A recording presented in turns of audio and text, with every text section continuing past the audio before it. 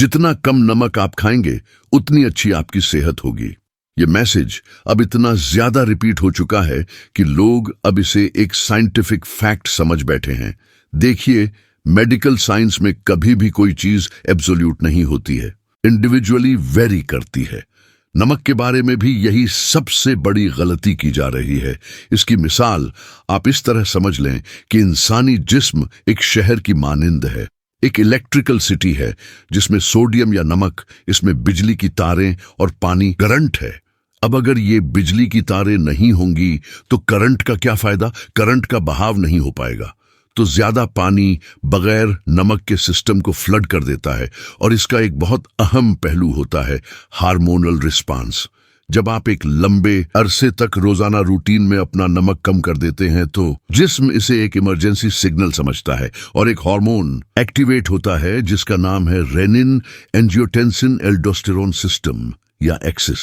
ये system normally तब activate होता है जब बॉडी को ये लगता है कि ब्लड वॉल्यूम कम हो रहे हैं या इलेक्ट्रोलाइट्स कम हो रहे हैं। सोडियम, पोटेशियम, मैग्नीशियम और लो सॉल्ट डाइट इस सिस्टम को बार बार एक्टिवेट करती है। नतीजा ये होता है कि बॉडी ज्यादा स्ट्रेस मोड में रहती है, हार्ट रेट बढ़ जाता है, ब्लड वेसल्स टाइट हो जाती हैं और एक लंबे अरसे तक ऐसा चलता रहे तो दिल कमजोर पड़ जाता है कर करके। ये सुनकर आप शायद हैरान होंगे क्योंकि आपको ज्यादातर तो यही बताया जाता है कि नमक कम खाने से आपका दिल सेहतमंद रहता है। लेकिन यह तब होता है जब किसी को हाई ब्लड प्रेशर का मसला हो और उसकी वजह नमक हो। लेकिन सारे हाई ब्लड प्रेशर के मसाइल नमक से रिलेटेड नहीं होते।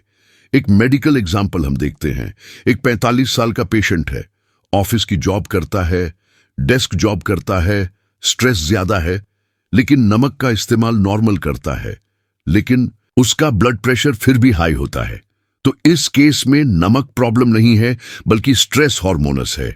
लेकिन अगर इस पेशेंट को लो सॉल्ट डाइट पे डाल दिया जाए तो ब्लड प्रेशर तो कम हो जाता है लेकिन लॉन्ग टर्म में हार्ट पे लोड बढ़ता है।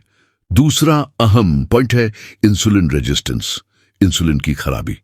इसका मतलब यह है कि बॉडी को शुगर कंट्रोल करने में ज्यादा मेहनत करनी पड़ती है।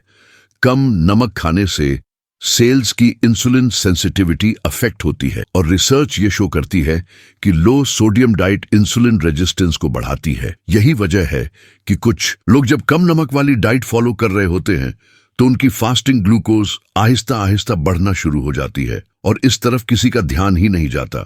ज्यादातर फोकस सिर्फ नमक पे ही होता है। फिर है डाइजेस्टिव प्रॉब्लम्स, हाजमे के मसाइल, क्योंकि नमक स्टमक एसिड बनाने में भी इन्वॉल्व होता है। मैदे का तेजाब नमक की मदद से ही बनता है और जब नमक कम हो तो स्टमक एसिड भी कम बनता है, जैसे फिर खाना सही तरह हजम नहीं हो पाता, प्रोटीन ब्रेकडाउन अच्छी तरह नहीं हो पाता और गैस, ब्लोटिंग, एसिड रिफ्लेक्स, ये सारे मसाइल बढ़ते हैं। अब बहुत से लोग इस हालत में क्या करते हैं, तेजाबियत कम करने वाली मेडिसिन्स लेना शुरू कर देते हैं, जबकि रूट कॉज नमक की कमी होती है। इसमें एक और एग्जाम्पल है।